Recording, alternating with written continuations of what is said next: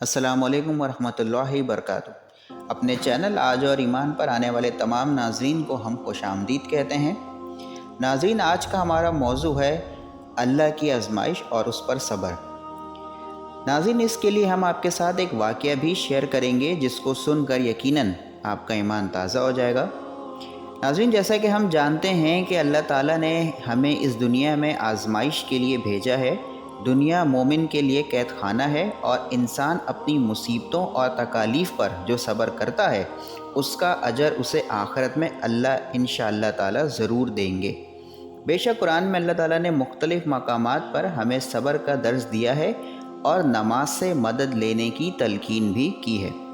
कुरान में अल्लाह ताला ने सूरह बकरा की आयत 170 में फ़रमाया, जो तंग दस्त, दुख दर्द और लड़ाई के वक्त सब्र करे यही सच्चे लोग हैं और यही परहेज़गार भी हैं।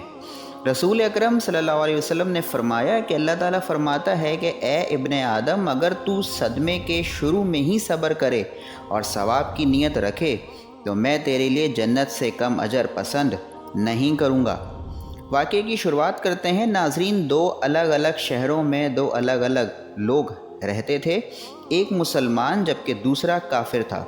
वो दोनों बिस्तरे मर्ग पर थे, यानी मरने के बेइंतहा करीब थे। अल्लाह ताला ने दो फरिश्तों को बुलाया और हुक्म दिया कि ये दोनों शख्स मरने वाले हैं। तुम में से एक काफिर के पास जाओ और एक मोमिन के पास। इन दोनों की मरने से पहले आखिरी ख्वाहिशात हैं। काफिर की ख्वाहिश है कि इसके घर के बाहर जो तालाब है इससे ये मछली पकड़े पकाकर खाए। अलबत्ता काफिर ये काम नहीं कर सकता क्योंकि वो बिस्तर से उठने के काबिल नहीं।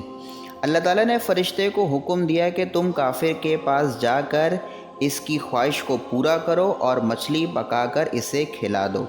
जबकि अल्लाह ताला ने दूसरे फ़रिश्ते को हुक्म दिया कि तुम मोमिन के पास जाओ, वो भी बिस्तर मर्ग पर है और उसकी भी मरने से पहले ख्वाहिश है कि ये रोगन और रोटी खाए। नाज़रीन, यहाँ आपको बताते चलें कि रोगन और रोटी ये पुराने अरब की पसंदीदा खुराक हुआ करती थी।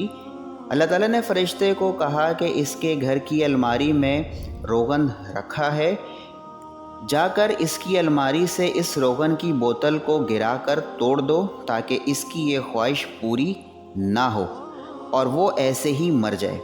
ये बात सुनकर फ़रिश्ते को ताज्जुब तो हुआ, लेकिन अल्लाह के हुक्म के आगे कुछ बोल ना सका और वहाँ से रवाना हो गए।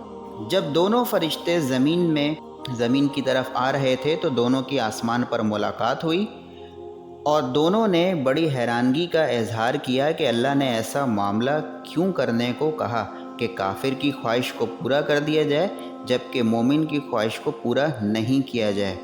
बहरहाल दोनों फरिश्ते ज़मीन पर उतरे और अल्लाह के हुक्म को पूरा कर दिया कि काफिर को मछली खिला दी जबकि मोमिन की रोगन की बोतल को तोड़ दिया। जब फरिश्ते वहाँ से लौटे और अल्लाह की बारगाह में हाजिर हुए तो अल्लाह से दरियाफ़्त किया कि ए हमारे रब, आपने ये अजीब मामला क्यों किया? जिस पर अल्लाह ताला ने फ़रमाया कि काफिर बिलाशुबा हमेशा जहन्नुम में जलेगा, लेकिन अपनी ज़िंदगी में इसने एक नेकी का काम किया था कि किसी भूखे जानवर को खाना खिलाया था। मुझ पर इसका ये उधार था। अगर वो ऐसे ही मर जाता तो ऊपर मैं इसको सज़ा कैसे देता? इसलिए मैंने इसकी आखिरी ख्वाहिश को पूरा करके इसको इसकी नेकी का सिला दुनिया में ही दे दिया ताकि ऊपर इसके लिए अब जहन्नुम तैयार है।